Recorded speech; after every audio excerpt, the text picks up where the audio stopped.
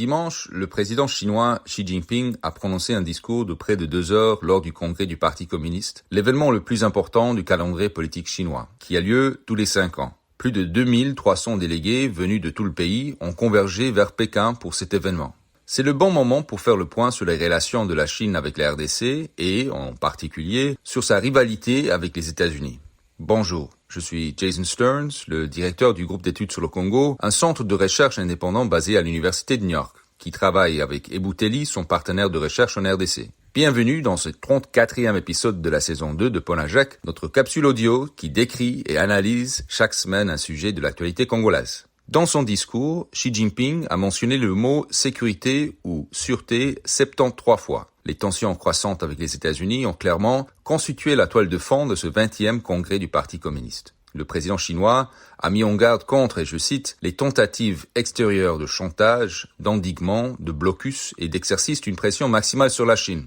Fin de citation. Ce n'était pas surprenant. Une semaine auparavant, son homologue américain Joe Biden avait publié une nouvelle stratégie de sécurité nationale, la première depuis 2017, qui désignait la Chine comme, je cite, défi géopolitique le plus important pour les États-Unis.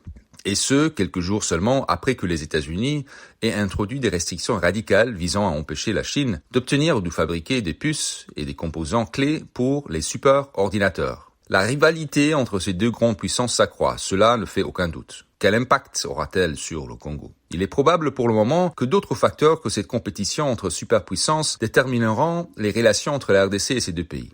Le président congolais Félix Tshisekedi, contrairement au régime de Joseph Kabila, a essayé de réorienter l'alliance du Congo de la Chine vers les États-Unis.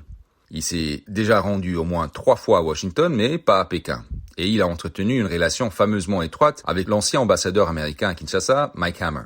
Lors de différents votes à l'Assemblée générale des Nations unies, le Congo a voté en faveur de l'Ukraine, contrairement à la position chinoise et à celle de nombreux pays africains. Et pourtant, les réalités économiques sous-jacentes s'opposent à toute reconfiguration radicale des alliances. Environ 36% du commerce du Congo se fait avec la Chine, seulement 6% avec les États-Unis. En 2020, 15 des 19 mines productrices de cobalt au Congo étaient détenues ou financées par des entreprises chinoises. La Chambre des mines congolaises affirme que 70% de l'ensemble des activités minières sont contrôlées par des entreprises chinoises. Cette année, des responsables américains se sont alarmés du fait que la Chine pourrait contrôler la chaîne d'approvisionnement en cobalt et en cuivre, des minéraux essentiels pour l'électronique et les batteries de voitures rechargeables. Cependant, selon Jero Nehema, l'éditeur francophone de China Africa Project, peu d'entreprises américaines sont prêtes à prendre le risque d'investir au Congo.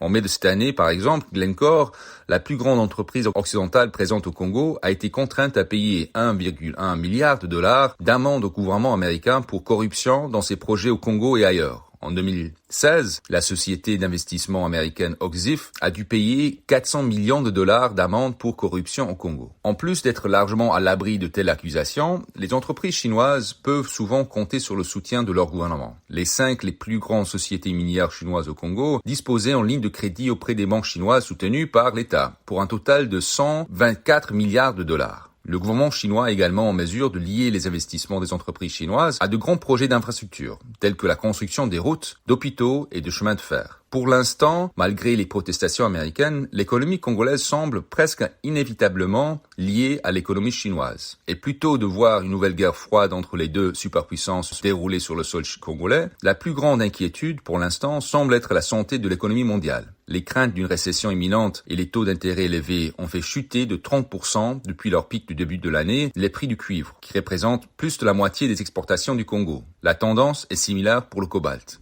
Sur une note plus agréable, vous pouvez obtenir tous nos épisodes de Ponajek sur votre téléphone avec une nouvelle parution chaque vendredi en envoyant le mot JEC ou Eboutelli au +243 894 110 542. À bientôt.